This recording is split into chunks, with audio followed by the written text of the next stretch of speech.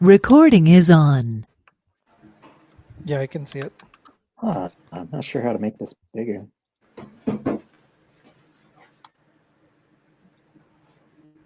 Yeah, I'm just trying to make this bigger. Usually I'm able to zoom in. Let's see. Weird. I don't seem to be able to zoom in. Maybe I need to do this. There we go. Okay. I must normally do it this way. All right, so this section here has a few different parts. So this is like the second half of chapter 4, starting on page 112, I believe. Yeah. I actually didn't take any notes until page 117, but let's go through this anyway. And so there's a little bit of historical stuff about Ruby here.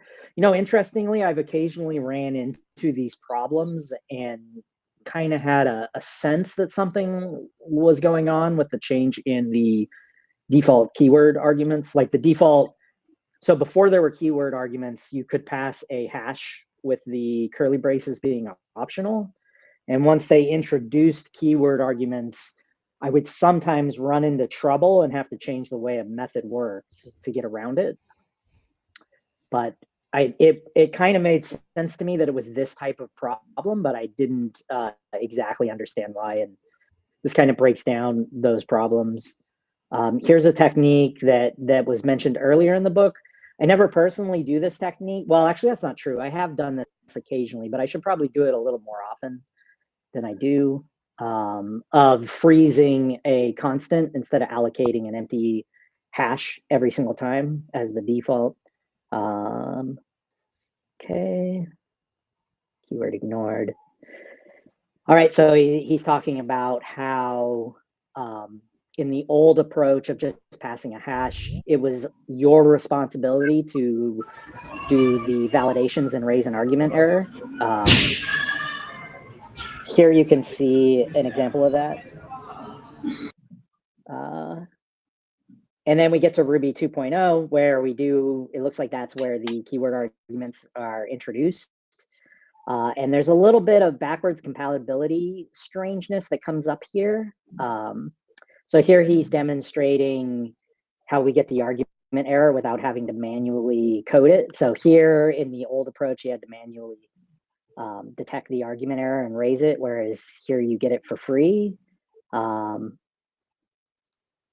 And here we're talking about, I believe this is where we start talking about some of the challenges of having backwards compatible code around that time.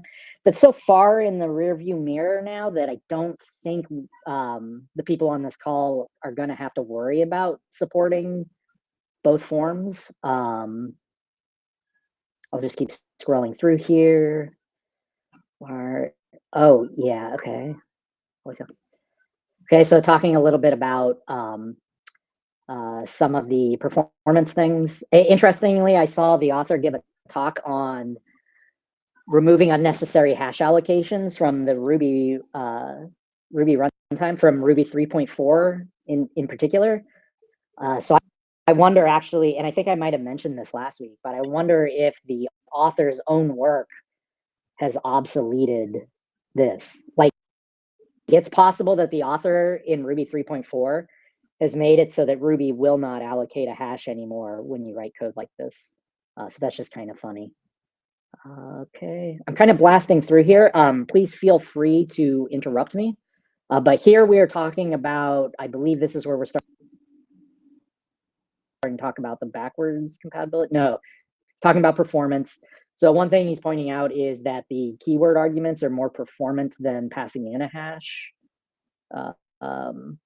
Here he's talking about some of the challenges of delegation. So you could pass through, let's see, where's the delegation? I guess we're not to delegation yet. So I realize I'm kind of blasting through this section. Like I said, I didn't take any notes until page 117. Let me look at my notes real quick. Okay, so a note I took about delegation was that it helps make things less brittle, because if you change the requirements down low at the bottom of the call chain, you don't have to change the interfaces of all the layers between it and the calling code because none of it is actually coupled to the interface. A downside, though, is that it's less performant. I also took a note that positional arguments are more optimized than keyword arguments, which must be mentioned somewhere on this page as well. Yeah, I guess it's right here. Okay.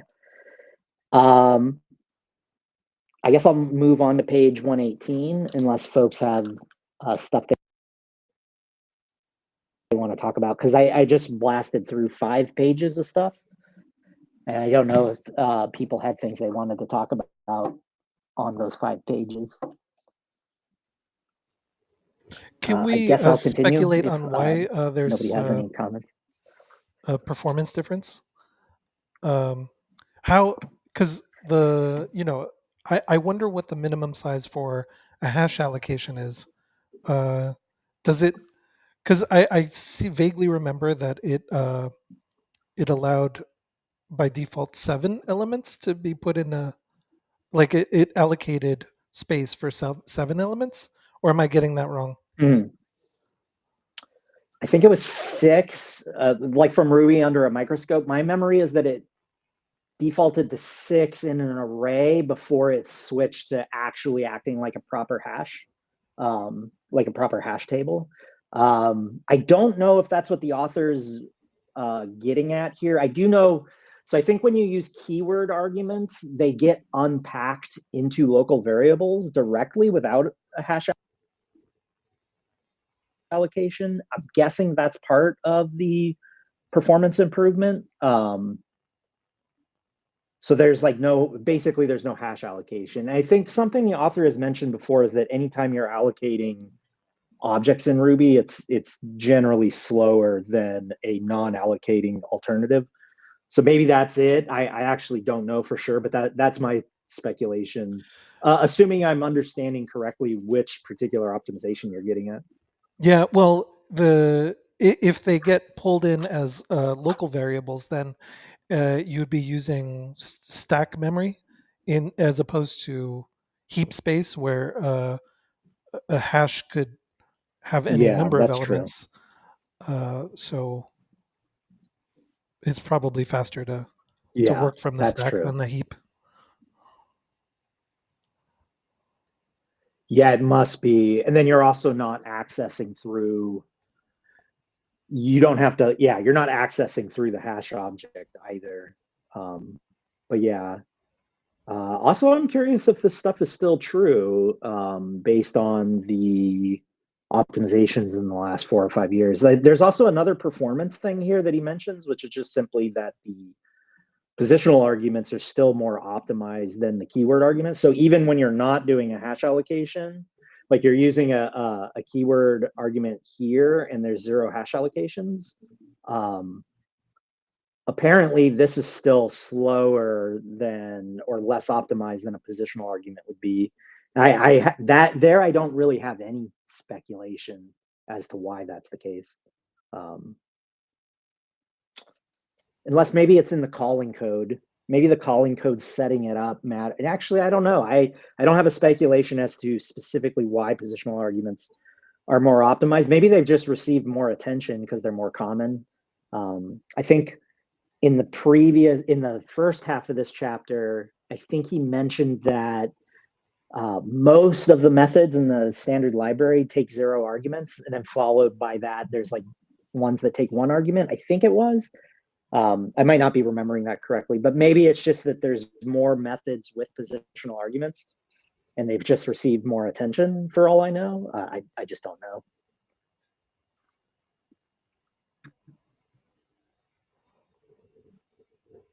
But yeah, I suppose I'll move along. Okay. So this syntax here, or this approach here, doing ** nil, I've never seen this before. So I've never used this, nor have I seen it, but this is an interesting concept. So this is a way that you can explicitly state that a method does not take keyword arguments.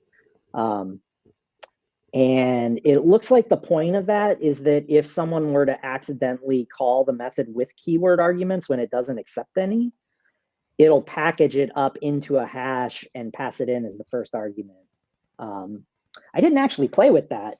Well, it'll package it up into this argument here. So in this approach here, when you run this, bar is a hash with one key called bar and one value called 1. Whereas with this approach, you actually get an error. I'm assuming an argument error. Yeah, argument error here. So here, Ruby knows that this method cannot accept any keyword arguments because of the * nil, and will give you an error. This is something I've never seen before. And I don't know if I'm going to start making use of it, but I had never seen that before. Something I think I might have scrolled past was the backwards compat. Oh no, I guess it's going to be in here, the backwards compatibility with Ruby 2. Okay, so let me check my notes, see if I took any other notes. So I did take just a brief note that his thinking around whether or not you should add this * nil to an existing method is something you should be careful about, because you could technically break backwards compatibility. I didn't play around with that. Something I was going to do and I didn't do. I was thinking it'd be kind of fun to go into IRB and play around with that concept, because I'm having trouble just visualizing exactly the scenario that it causes backwards incompatibility. I guess my guess is that to get around it, the calling code in this case would be forced to add the curly braces. But I didn't play around with it to find out for sure. Maybe that would have been a good thing for the author to add here. Is just an example of what the calling code would have to do to get around the breakage of backwards compatibility. Here he goes through various approaches to, it looks like here he's using a positional hash and passing it through, and he's manually unpacking the pieces of the hash that he wants to use. So this, I think, is a use case where the code is going to allow unsupported options. Usually this is not something you want to do, but it can come up occasionally. Here he gives another approach where we are just bundling these all up. I'm assuming this code would break, because here, if you pass in keyword argument bar and baz, both of these methods are going to receive both of them and get a syntax, like an argument error, because this one cannot accept baz and this one cannot accept bar. So here he gives a different approach where he accepts the keyword arguments explicitly and then unpacks them explicitly. He's talking about delegation again. So now we've actually coupled these. So if, for example, you were to add, foo as a keyword argument here, you would be forced to add foo as a keyword argument here and pass foo on through here. So there's a coupling that occurs if you explicitly specify all the keyword arguments and then unpack the ones you want. There might be a lot of cases where this is the way to go. And even though I don't actually think I usually write the code this way, I probably should do this in more situations. I run into situations where having to fix the next layer up isn't that big of a deal, because I'm the only person who controls that next layer up, and maybe I would make a better trade-off going with this approach in those cases. Here's another approach here. I kind of don't really like this approach because we're coupling bar to baz, which it only needs to know about to not break this code. So I don't like this approach, and I'm assuming the author points out that he doesn't like this too. Oh yeah, he even says this is a code smell, has maintainability issues. I still wouldn't do this either. So I guess one thing that might be worth chatting about real quick is what I would do here. Not that what I would do is correct, but I think what I would do here is, gosh, you know what? I don't know what I would do here in this scenario. I think I would probably do the unpacking here. And just, I think I would do, So I think I would do something like this in this case.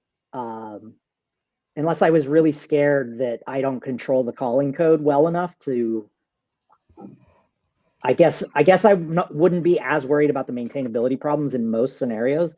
And I guess I would go with this approach more often. Yeah. I will say that if bar and Baz were just blindly passing through the arguments, I would use this approach if I'm just passing it straight through without doing anything with it. But if I am making use of it, like is happening here, then I would probably more often than not want to go with this approach. Even though I think I said earlier, I don't usually do this approach. I think that's actually not true now that I think about it. Okay.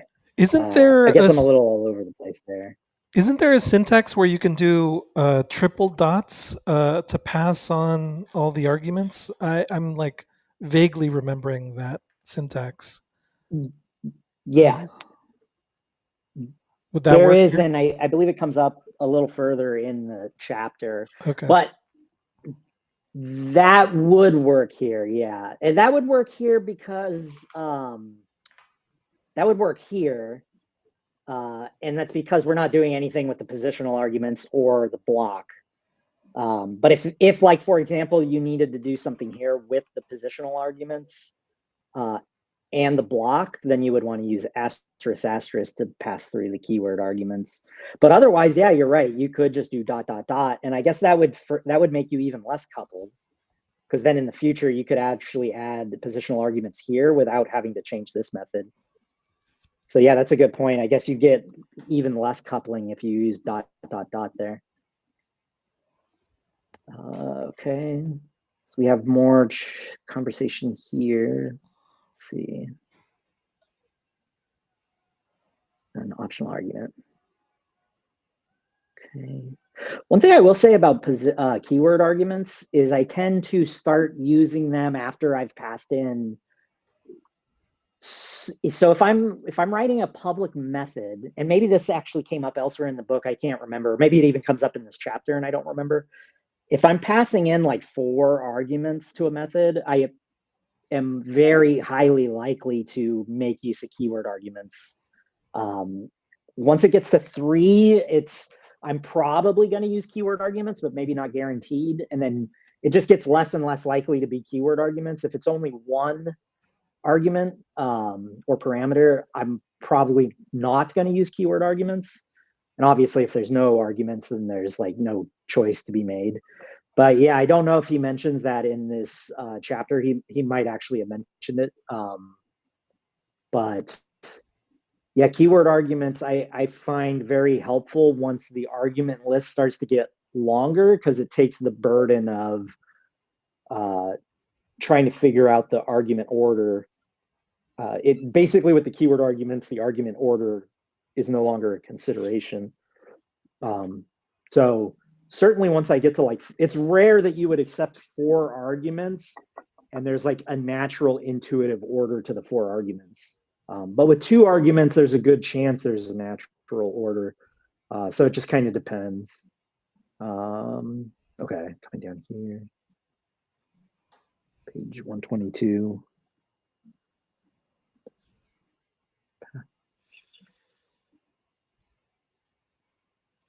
Okay. So I don't really quite remember what's happening here in this part.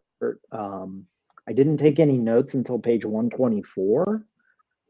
So if anyone had comments on this part, let me know. One thing, I did the homework yesterday instead of this morning.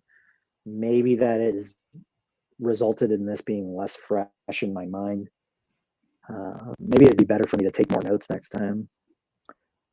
But it looks like we're talking about some of the differences in the calling code when passing positional arguments versus keyword arguments based on what is happening here. And I do think this is awkward. This here implies to me that either the order argument is backwards from what is intuitive, or it would probably be better to use keyword arguments, just in my intuition. Block arguments, okay. So I didn't take any notes on this page either. This is pretty funny here. Very few programmers want to pass 4 nil arguments before the one optional argument they need. So yeah, you're going to want keyword arguments in this scenario. Okay, coming down here to block arguments. I think we kind of already know how block arguments work, or I would assume that we all kind of understand that. Here's an example of like an implicit block being passed that takes 2 arguments. One thing that is called out in the book, and maybe I took a note on this.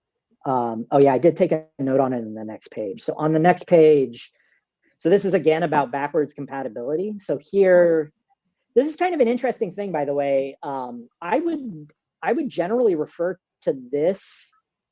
So I often refer to a method, the way that you can call a method as its method signature, and maybe that's not a good term for it in Ruby. But an interesting thing here is that, and I've never noticed this before, here we have a method signature that accepts a block that itself accepts 2 arguments. But the fact that this method accepts a block with 2 arguments, so normally I would consider this the method signature, but I would consider part of the method of the quote unquote method signature the fact that it takes a block that accepts 2 arguments, but you can't actually tell that explicitly by looking at the actual method signature. So I actually did not take a note on that, but that's something I did notice while reading this, is that I had never really thought about that when you're passing blocks to a method. There's a certain aspect of the method, like contract or whatever, that you would only really be able to communicate through like a code comment and documentation. But the method, you can't just look at the method signature all by itself and understand the interface to the method. That's something I hadn't realized until I started reading this part of the chapter. So here we are now accepting 3 arguments. And here he's pointing out, because we're using a proc, it's going to ignore the 3rd argument. So a very important thing that comes up here, and I think this is what I did take a note on. Here, they are deciding to pass a lambda, and this is a problem I've ran into before. The lambda will complain if the arguments passed to it don't match its arity or whatever, whereas the proc will not. The proc will just ignore it. This will, so here, this would, in this code here, where this is being called,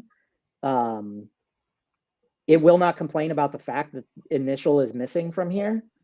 Whereas with the lambda, it will. This will complain because it's expecting to receive 3 arguments, but it only accepts 2. And something that I've done before, and I don't know if this is a good idea or a bad idea, I've written code that if it's in a context of a DSL, this syntax here is tighter than the lambda syntax. So what I'll actually do is I'll write methods that will actually check the arity, and I think he does that down here. So I've written code like this before in order to support either one. And that's a note I took on page 120, or took on page 124 before I got to page 125. But I've done this, and maybe this is okay to do. But yeah, I do this if it is meant to be used in a DSL. One thing I don't know, by the way, is what -1 and -2 mean here. So I took a note that I don't know what -1 and -2 mean here. I think we might have seen negative numbers in the disassembled YARV code in the last book, in Ruby Under a Microscope, but I totally forgot what those negative numbers meant, if they were in there. But yeah, does anybody happen to remember or know what the negative arity means? I do not. Sorry, I forget. I guess we could just look at, yeah. But I guess we could look it up in the book. I wonder if it's optional parameters. I think -1 means 1 argument, and -2 as well. Yeah, I'm gonna do this b.arity. I'm gonna see if it's a default. I'm gonna do =1. My guess is maybe it's if it's a default. Oh yeah, okay, that's it. So see that there. What I don't know is what the heck happens if you mix the two. Like if you do B comma C arity. Wow, -3.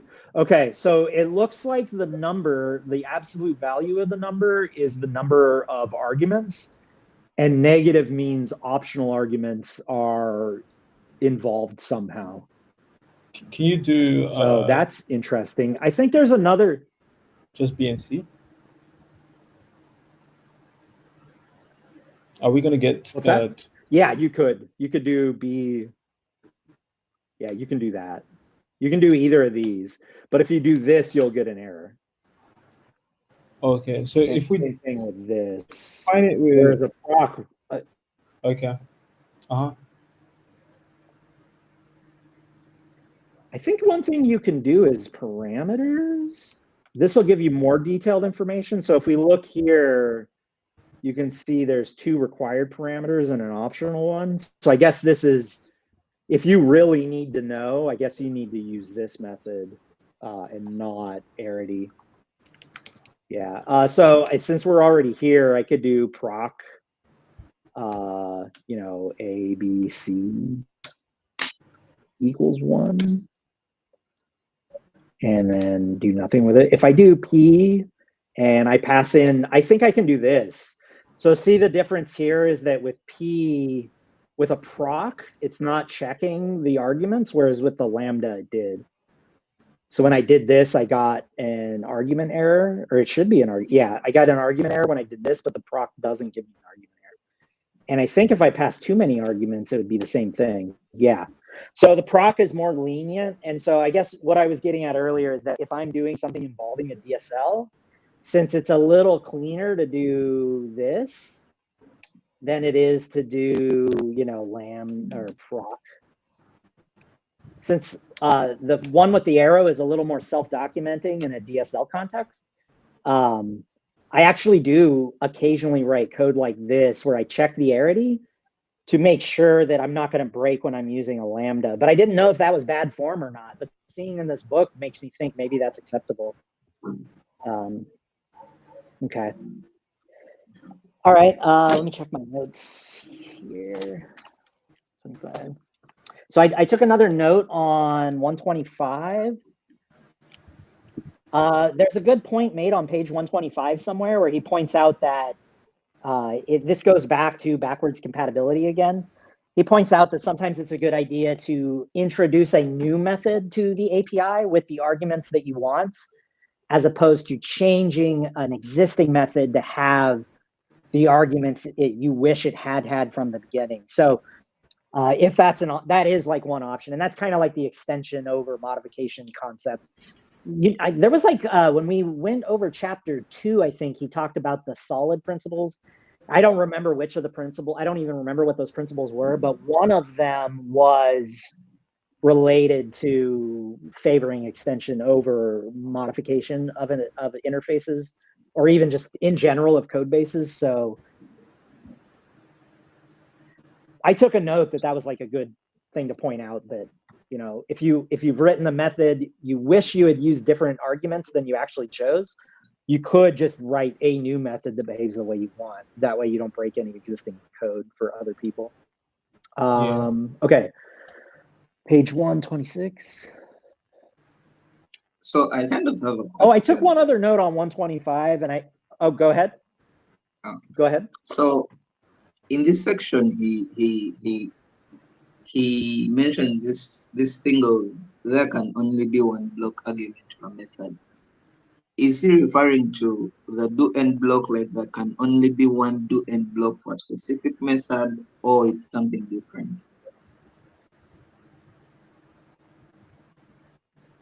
Yeah, so see this here, you're not allowed to do this twice. And I actually took a note of this too. I said that one block is a great Ruby design decision, meaning one implicit block is a great design decision. And this came up in the last book. And I remember just a brief back and forth with Nelson. And I mentioned that I thought that was like a really killer idea by Matz to have one implicit block. So like, let's say if I wanted to implement a my own if statement, you would not be able to do something like this. My if true, if false. You can see it already has syntax errors. Yeah. So does that make sense, Newton? Yeah. In yeah, this makes case, sense what now. you have to do is this. Yeah, you have to do this. I mean, you could pass one implicit block, but if you're gonna, in this case here, if you were gonna implement your own if method, you would have to use either positional arguments or key. You could also do positional arguments, like this. But what this means is, when you call, normally you can do like, you can do this, right? If you only have one block. So I'm passing one implicit block to a method. The method doesn't exist. If you want to pass two, you have to do like this. Does that make sense? So Yeah. I just think it's a really killer decision that Matt's made, because this is ugly. So Matt's made a decision that I would not have made, which is I would have avoided this, because this is ugly to have to do this for two block arguments, but it makes the code so clean when there's only one block argument, and 99% of the time it turns out there really is only one block argument. So I just think that was a really killer design decision by Matz. I'm assuming it was Matz that made that decision, but I don't know of other there probably are, at least at this point. I'm not familiar with other programming languages that have a concept like this. Like there's ones like in Lisp, you can pass to, actually, who knows with Lisp, because you could actually do really complicated meta programming to actually support that in Lisp. So never mind, I guess you could pull it off in Lisp. Anyway, long story short, I did take a note of that, because I think that was a really good design decision by Matz, and it's a decision I would not have made. And it's kind of only in retrospect of having worked with Ruby that I think it's a really great design decision to have a concept of an implicitly passed in block. So it's like one tiny piece of sugar in the grammar and also the way the runtime works that really helps me write better code that is a design decision that I would have found counterintuitive. Yeah. So it looks like I haven't taken a note until page 129, but let's go ahead and scroll through this stuff. So we talked about, okay, so here we have a concept where he's setting up a thing where I think he's giving an example of breaking an API, I believe. So basically there's a feature request to do things this way. So the author of the library supports it.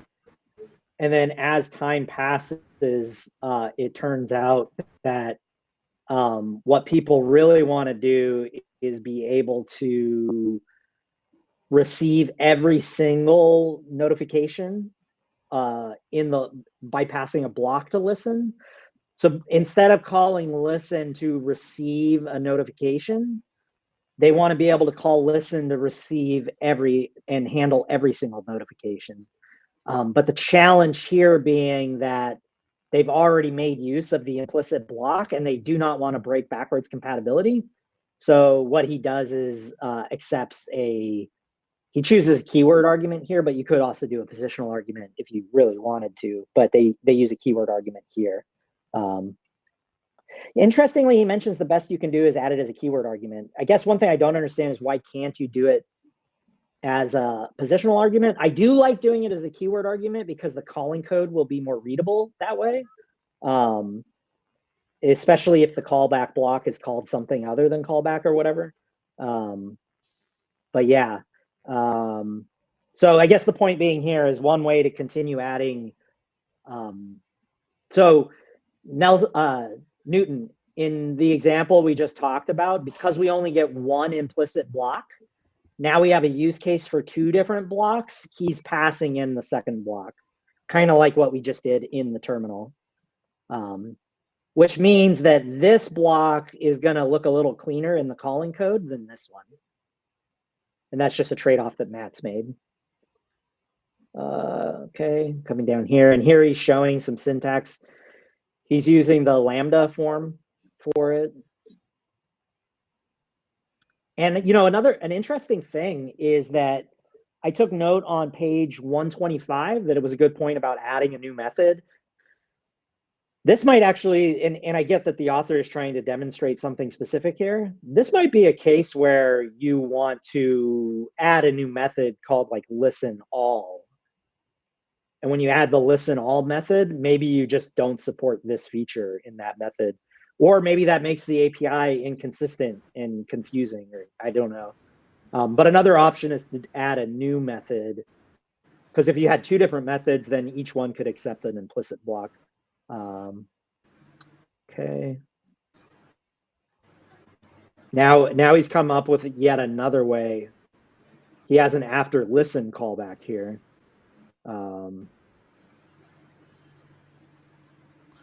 Yeah. But you know, in some cases, I'm gonna just keep scrolling through here and go ahead. In some cases, I think it's okay to break compatibility if it's early on in the project. If you know it's limited to a smaller team, you know you're ironing out all the different use cases. Like sometimes that's the right thing to do. It's better to break it early than later. And if it's going to improve the code going forward, maybe that's the right decision. Yeah, I agree. Oh, actually, so I think this version of the method is the version that he wish he had. So in this version here, he wants to use the block for yielding the notifications instead of for the, you know, the setup code after we start listening. He's just reversing the purposes of the blocks. But you're right. Yeah, I agree. If for example, the project is young, has low adoption, or you control both, you control the calling code and this library, it can be worth it to, and I think he gets to that in the next section. It can be worth it to just break the interface, to not worry about backwards compatibility. So yeah, it is a change, trade-off. So here we come to importance of method visibility. Oh, go ahead. I was going to ask, like in this code, the code on page 128. The code on page 128, here, that exact piece of code. So is after listen like a block itself in addition to the one he passes when calling the listen method? Because the entire point of this code is to show us that we can pass two blocks to a method, right? So I'm trying to understand what's the second method. The second block, sorry, block argument. So this is so this was the original code here, the original method. The author, well, the original one was this. So the author first publishes this in the library, and then people make a request that they want to be able to run some setup code after they start listening. So the author makes use of the one and only implicit block to the method in order to run that startup code. And so here's an example of that code being called, where they are all they're basically doing is they're recording the time that they've started listening, and they're using it to show how long it took to run. So far, does that make sense? Yeah. We had one method that didn't take any blocks. We have one method that doesn't take any blocks. We get a request to be able to run some code after we start listening. We make use of the one and only implicit block. And then we get a request to yield every single notification from our listen method. Because the people calling this code, they don't want to call listen for every single notification. They just want to call listen once. So we can't use the one and only implicit block because we will break backwards compatibility with existing calling code, assuming that the situations that Nelson just mentioned aren't true. Like, let's say this is a popular library that lots of people are using and we don't have control over the code they've written. And then let's also pretend we're doing like a minor version release and all that stuff. We've already used the implicit block for the setup code, but now we have a request to yield every single notification. So we have to accept that block as an argument, which is what's happening here. So we accept one block as the implicit block and we call it after we start listening. And then we accept another block as an argument, which we call with every single notification. Here, what the author is saying is, hindsight being 2020, we now realize that this use case is way more important than, so we learned that this use case here with the non-implicit block is way more important than the use case with the implicit block. So we wish if we had a time machine and could go all the way back to when we wrote this method here, if we could go back in time to when we wrote this method, instead of writing it like this, we would write it like this. We would write it like this, where the implicit block is what we call to pass all the notifications to, and the explicit block passed in as an argument is used for the setup code after listening. That's what the author is communicating here. So the author is communicating two things. Well, what the author is really communicating here is that you can only pass one implicit block, and changing which block you're passing in implicitly is a non-backwards compatible change. Okay, I get it now. Okay. Okay, cool. So we then move on to method visibility. I immediately took a note that I don't make use of method visibility in my own code. I really should do a better job with it. Just kind of out of laziness, I just don't do it. And then once I realize I probably should do it, I start to not want to move methods around because I don't want to create gigantic diffs. But I probably should just make the diffs and get things moved to a public section of the code. So one thing the author is pointing out here is that the fewer public methods you have, the less surface area you're permitting the calling code to couple to, which means, technically speaking, maintaining backwards compatibility is going to be easier. He gives an example of if you have 100 methods and only one of them is public, you can do whatever you want with the other 99 methods, including removing them without hurting backwards compatibility. This was an interesting thing here. He talks about this concept of betrayal. I must have taken a note about this, so let me find that. Okay, so he mentions that he's saying that newer programmers feel betrayal when this happens, and more experienced programmers feel annoyance. I did take a note that I don't feel annoyance if it's a major version upgrade and the method was deprecated in the previous version. Then I actually don't feel betrayed at all, unless I might, or annoyed. I might feel annoyed if I believe that the change is like arbitrary. But I would have to kind of know I would have to feel strongly that that's the case, that they broke it for an arbitrary reason. But if they did that, they also wouldn't bother to deprecate the old method. So yeah, I actually don't feel annoyed as long as the change is handled properly. So I did take a note on this betrayal thing, because I found that interesting. You know, the hardest upgrade I ever did in my whole entire career was upgrading a project from using Rails 2.3.5 to Rails 2.3.8. And that was unacceptably bad for a minor version bump, and it made me really question whether I should continue using Rails or not. Once we got to Rails 3, that kind of thing never happened again. But yeah, old school Rails was pretty bad about this stuff. They broke interfaces in minor version releases frequently, and it kind of taught me to be terrified of upgrading Rails as a dependency. But like I said, that hasn't been a problem for me since Rails 3. It's still hard to do major upgrades, but at least it's not hard to do minor upgrades anymore.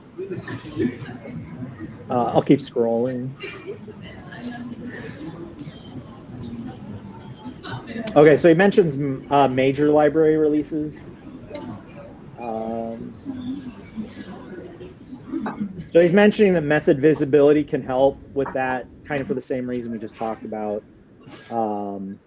So he mentions protected method visibility. I probably took a note on this. Okay, so I took a note on protected method visibility. The habit I'm into is that I only use protected method visibility when I run into a problem with private method visibility. So I don't, the example he gives here, I don't preemptively use protected.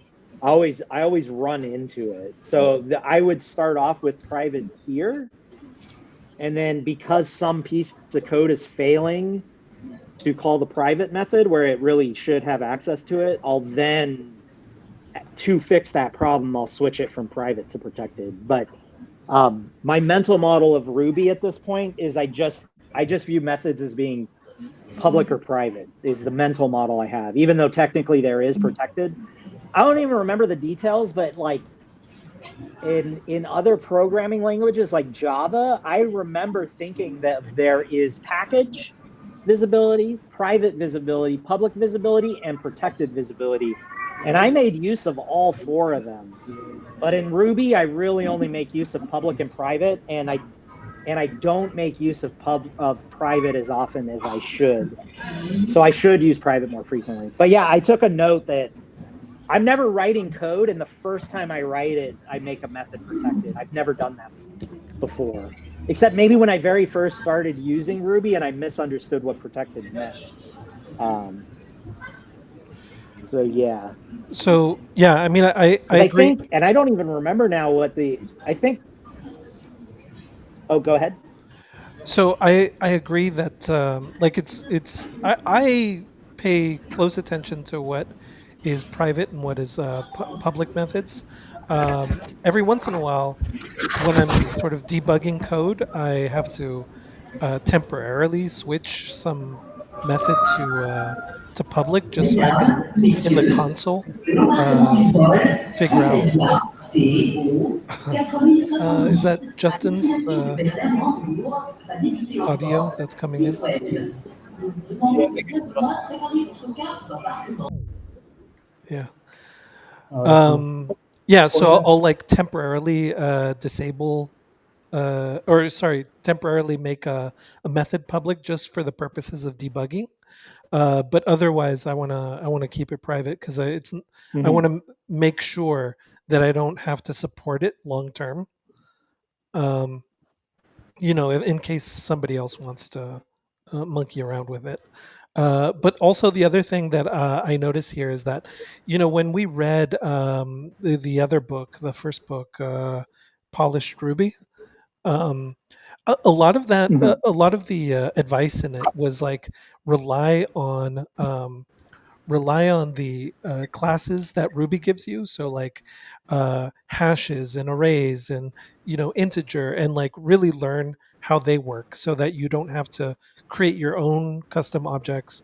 Rely on Ruby's dynamism so that instead of creating these large class hierarchies, instead you rely on duck typing to create. So you rely more on modules to say, okay, these are the methods, and I'm going to attach these methods to some to any arbitrary number of classes on the fly, and as long as this class responds to this method, then I don't have to worry about which one is the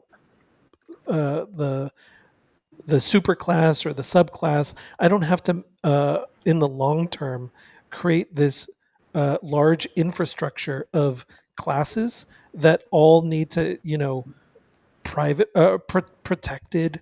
But like the using protected to me says, oh, of course, there's a hierarchy here, and I need to maintain that hierarchy, and also within that hierarchy, I need to set these methods to protected within that hierarchy.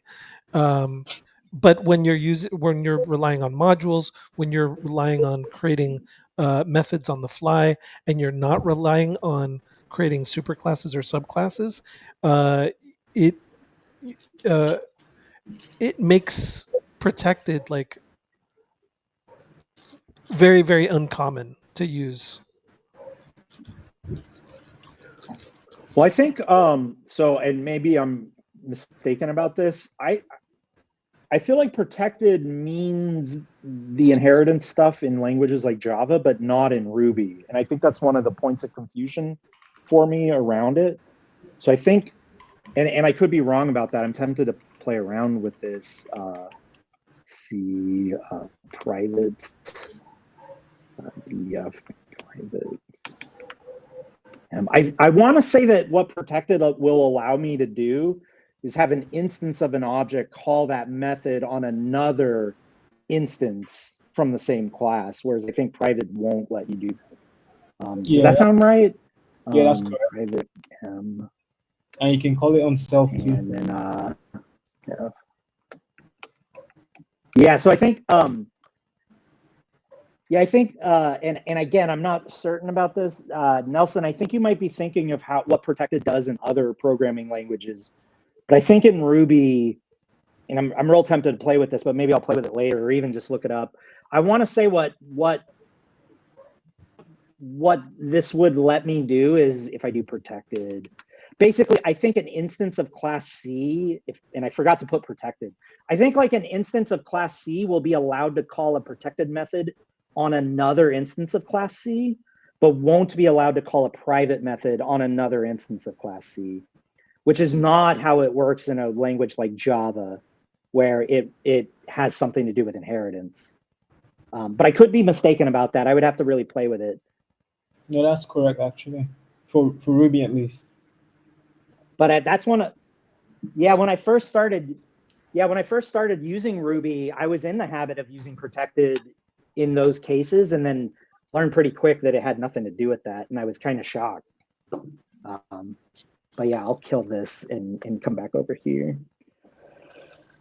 Yeah, maybe I'm wrong. I was under the assumption. Oh, I took a note that I didn't know that. Oh, go ahead.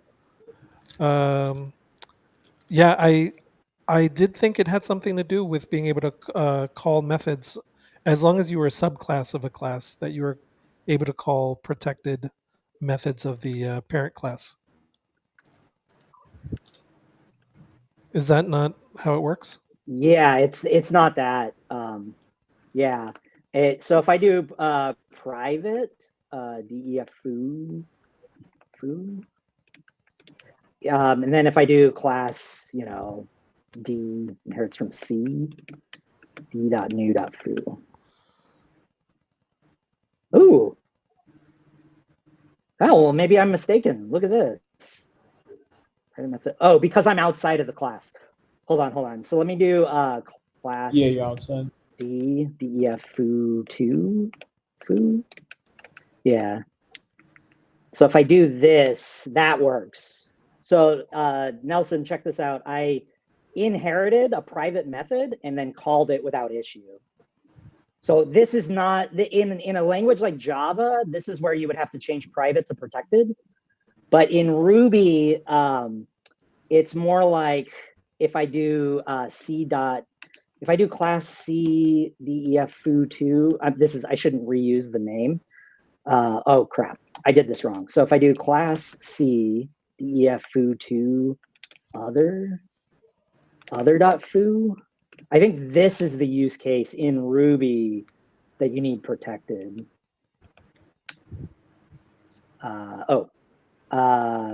C.new. So this is the case where I need protected. Because foo is a private method, I can't call it on a different instance. But if I do class C and then do protected foo, now I can call it. So yeah, it's not like Java. It's totally different than Java. Oh, okay. So the instances of C do not, instances of a class do not have access to the private methods of other instances of that class. But instances of a class do have access to protected methods of another instance of that class. Yeah, I totally misunderstood what protected meant in Ruby. Yeah, that's just yeah. So what I wind up doing is I always just do private, and then I stumble into this problem on accident. And this is where I will then go change it from private to protected. But it's never something I'm thinking about when I'm writing code. Like my mental model in Ruby when I'm writing code is purely, it's either private or it's public. And then I change it to protected when I run into this problem. Yeah. Yeah, it's weird.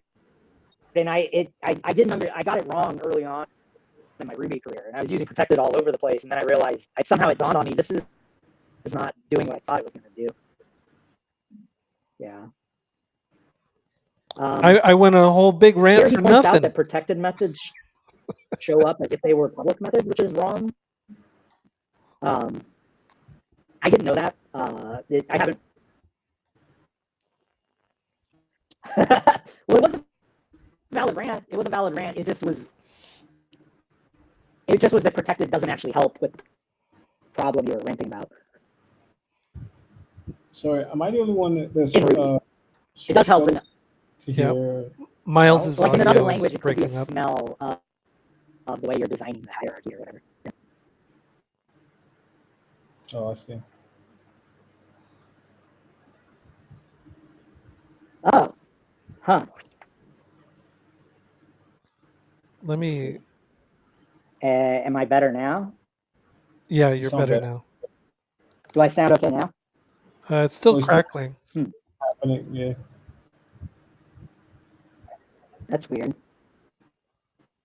But I do hear other people's audio getting worse. Oh, okay. We can still make out what you're saying, though. At least right now. Yeah. Do I sound okay?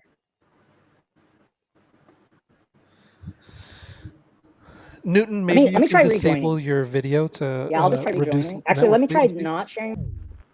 Okay. Okay, he'll try to join again. Okay.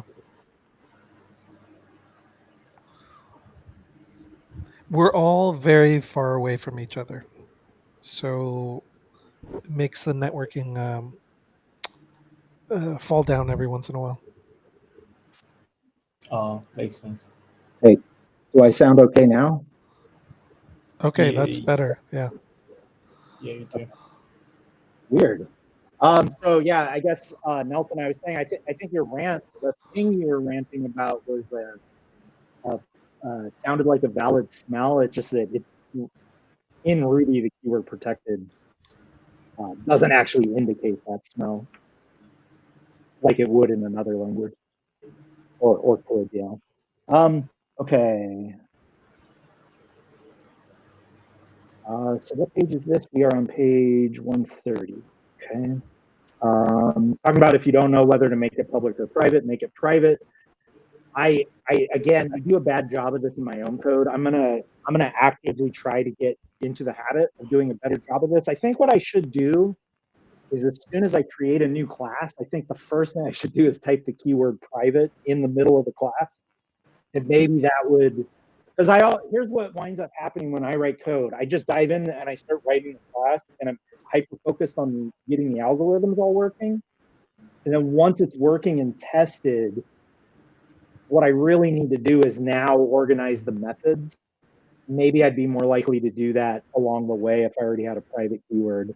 But yeah, I like I mentioned earlier, I don't make good use of the private keyword, but I should do a better job.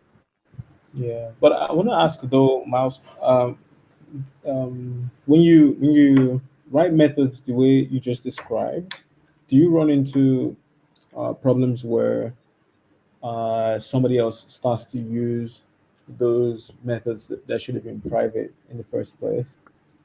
No, but the area where I wind up regretting it is when I do this.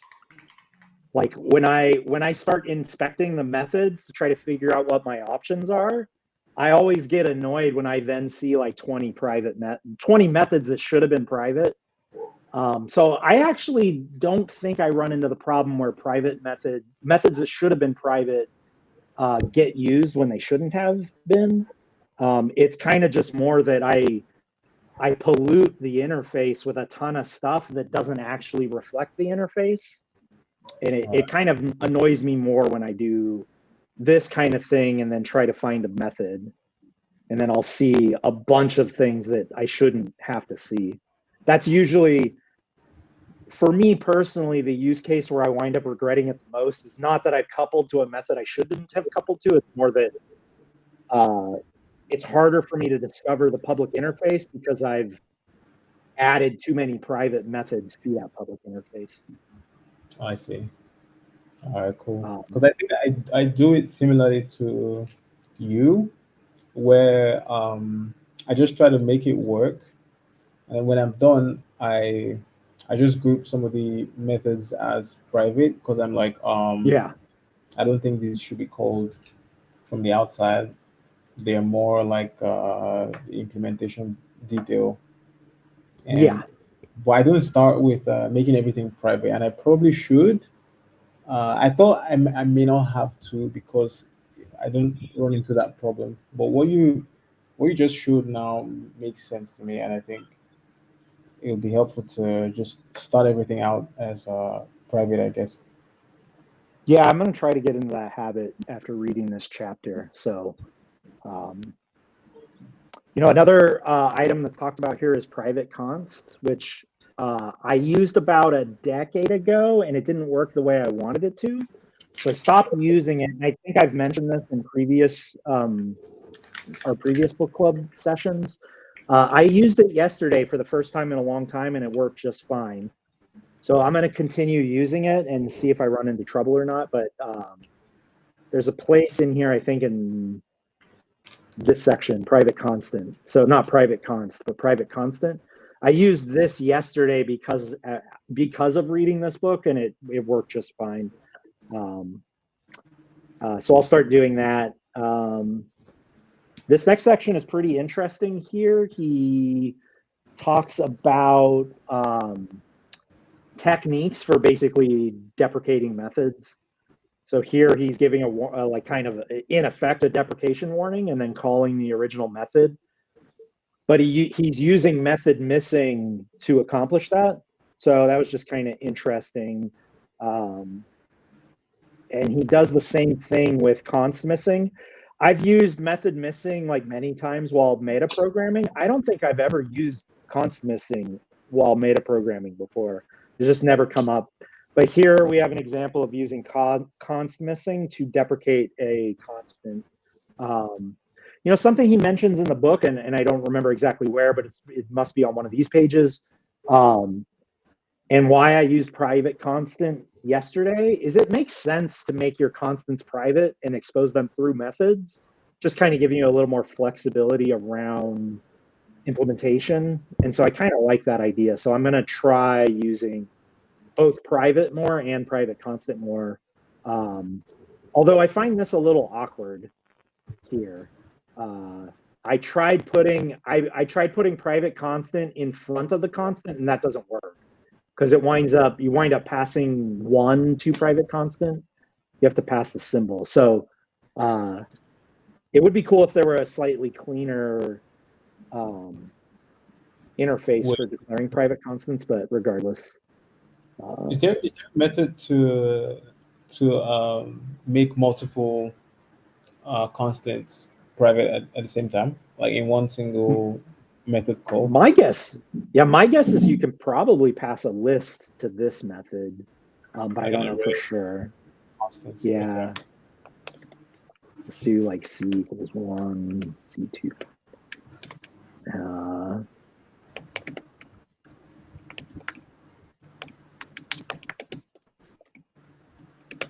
I have no clue if this works or not, but yeah, that seemed to work. So looks like you could at least just declare them all together.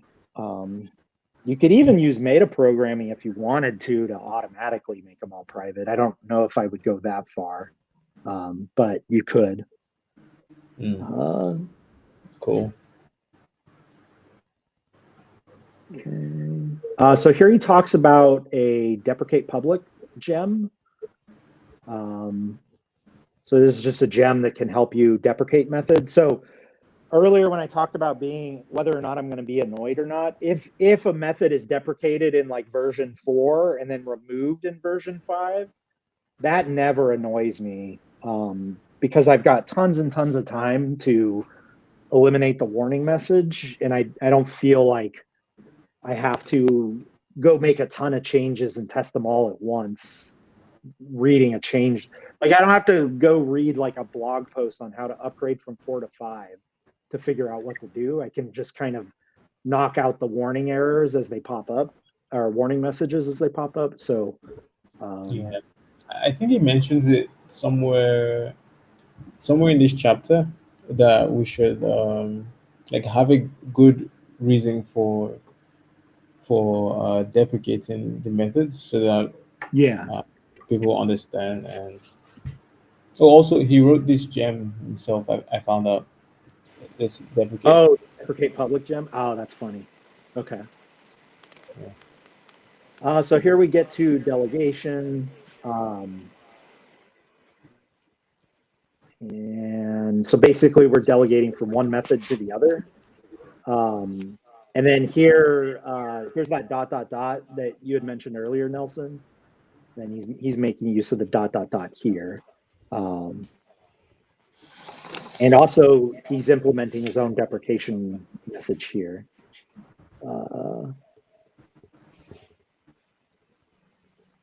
Okay. Oh, this is also something I've never done before, and I forgot. I thought this was earlier in the chapter, but it was in later in the chapter. I've never done this before, and this seems to be like basically telling Ruby that you want it to follow a certain set of rules from Ruby 2 that are different from Ruby 3, but I didn't really dig into exactly what those differences were or whatever, because I treat Ruby 2 is in effect unsupported. In fact, is Ruby 2 still supported? But as far as I'm concerned, in all of my projects, like none of them use Ruby 2 at this point. So I kind of didn't care that much about it. But even back then, I never remember doing this. Okay, here we're talking about delegating from one object to another. So one syntax you can do that you can just do asterisk without naming it args, and you can also do asterisk without naming it anything, and you can also pass the block just using ampersand without naming it anything. And if you're doing all three, you can just do the ... Here's the Ruby 2 keywords again. I'm going to check my notes just to see if I'm skipping over any interesting notes I took. No. Sorry, I wanted to ask something about that. Sorry, it was earlier. The keyword, Ruby 2 keywords thing. I felt like I understood this initially, but then Oh, this part here. yeah. So let me know if I get it correctly. So he's saying, so using this, it's like if it responds to Ruby 2 keywords, then does that mean it's an older version of Ruby? I guess so. You know what confuses me is that I thought keyword arguments appeared in Ruby 2, but it almost seems like, oh, maybe the asterisk syntax was not yet supported in Ruby 2. Maybe that's the difference. So I guess now that I think about this, I assume what's going to happen here is args will contain one hash instead of an error. In fact, we could even play with this dfu args. I'm not going to worry about the block. If I do foo a1, I didn't get an error though. So I guess I don't understand. Yeah, I don't fully understand the point of this. Well,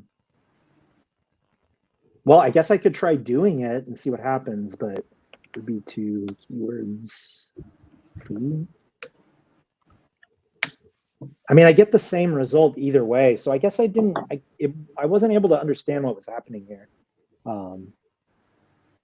Yeah, so I didn't get it. But also I didn't feel super inspired to get it because I have no intention of writing code that is compatible with both Ruby 2 and 3. And I also don't know why, like, I don't know the use case to express this as non-compatible. In fact, I feel like I should take a note for the author about that. Unless it is in the book and I overlooked it, which I might actually have. You know what? I have an idea. What if I did... What happens if I do this? V2. Crap, I already made it Ruby 2 keywords. I wonder if that would have demonstrated the problem. Probably not the greatest use of the book club on this, but I'll try it anyway. Yeah, I feel like it might help us understand. I mean, I get this. Yeah, I get the same result here. So, yeah, I just don't know. Maybe the problem is I'm using asterisk args. I don't know. Yeah, I just don't know how to reproduce this. So maybe I should just give that as a note to the author. Okay, I feel you. So also this last paragraph before delegating to other objects. So he said the method call will not happen on Ruby versions before 2.7. I thought it was, so that confused me as well. Oh, it's because of this, I think. Okay, I thought it was supposed to be for Ruby versions older than, before, no, it won't happen on versions older than 2.7. Yeah, so I guess what this means is that this Ruby 2 keywords method was introduced in version 2.7. And I guess they were doing that to try to set up a backwards compatible path forward in Ruby 3. But yeah, I still actually don't understand why this is not backwards compatible yet, but yeah. Yeah, I don't know. But yeah, this is plainly stating that this Ruby 2 keywords method was added in Ruby 2.7 is basically what it has to be saying. Yeah. I just don't know why. The only thing I can think of is in 2.7 they were concerned about backwards compatibility in version 3, so they added this way to flag the behavior of a method for future use. Okay, I'll try to go back and read it again, see if I missed something. Yeah, so coming back down here to the delegation, one thing he talks about here is that there's a standard library named Forwardable, which I had no clue existed. And so I've like written my own delegation stuff before, and I could have just used this Forwardable, but I didn't know it existed.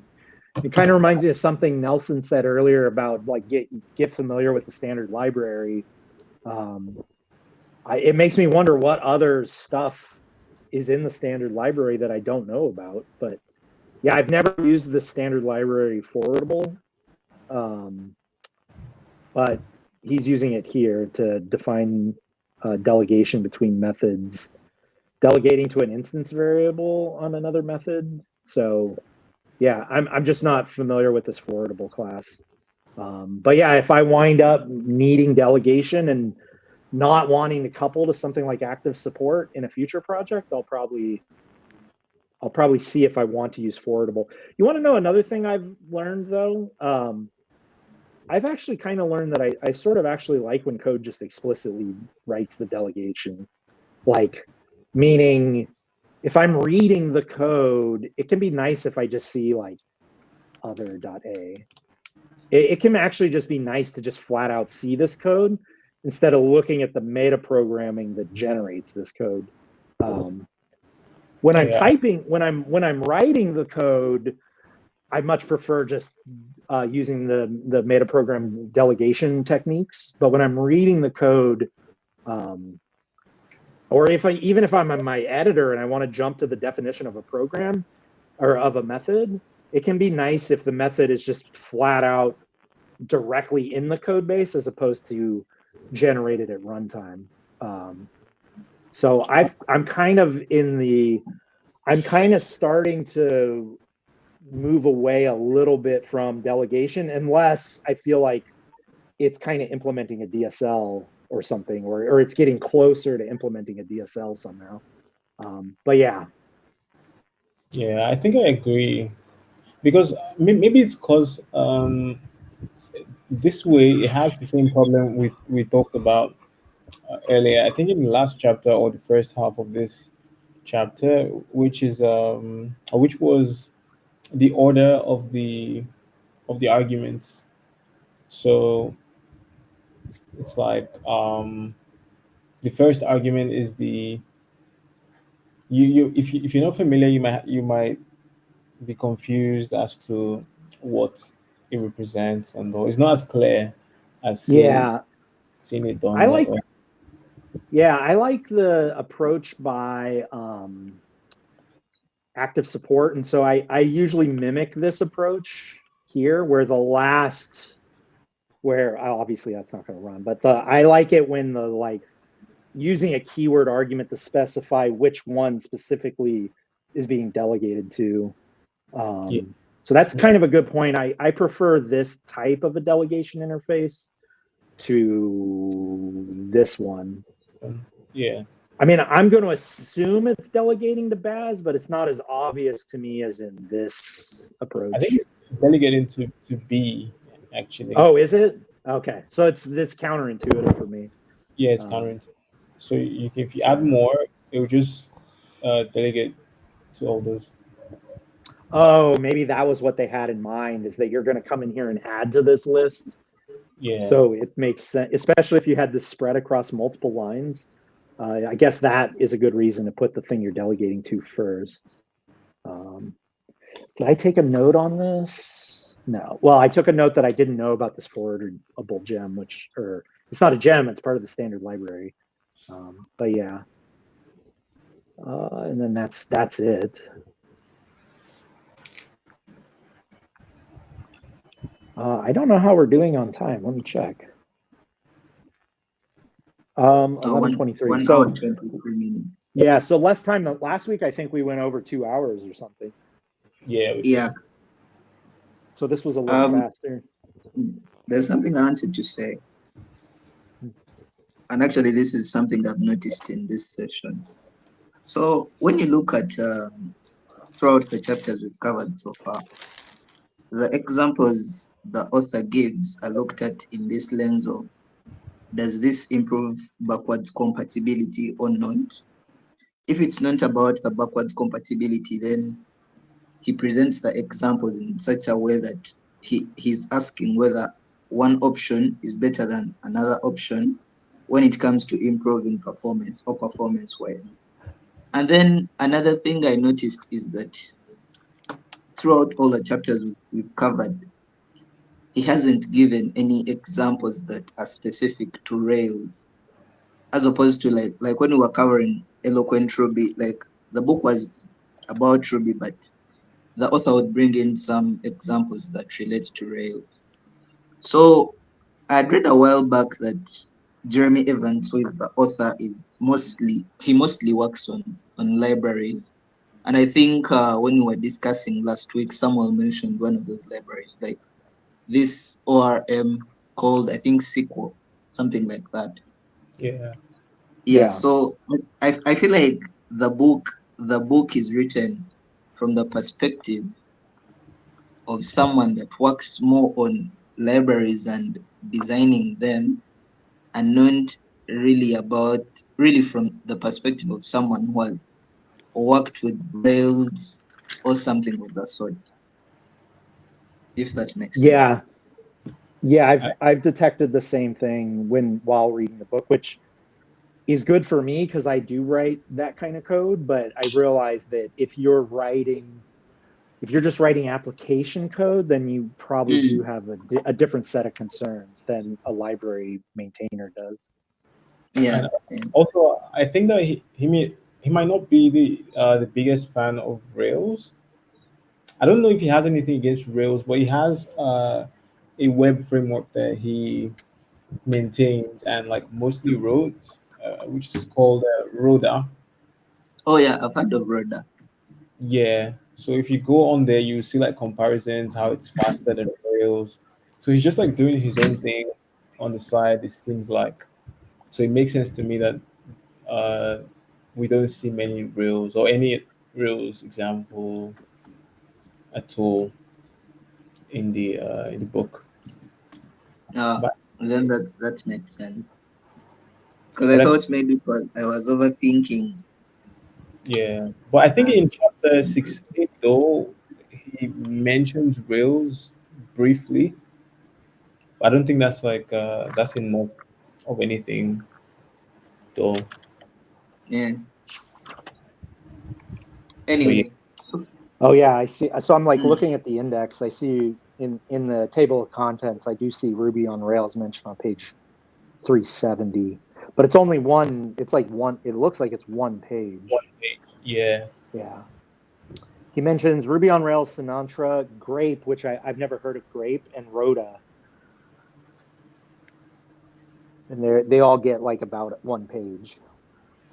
yeah. oh yeah, deciding on a web framework.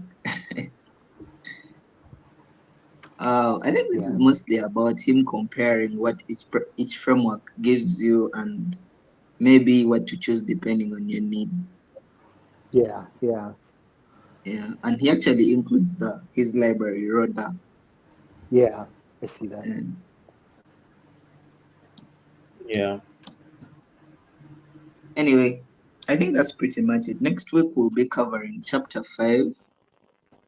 It seems as if chapter 5 is smaller than the previous chapters we've covered. It's coming in at, I think, roughly 25 pages.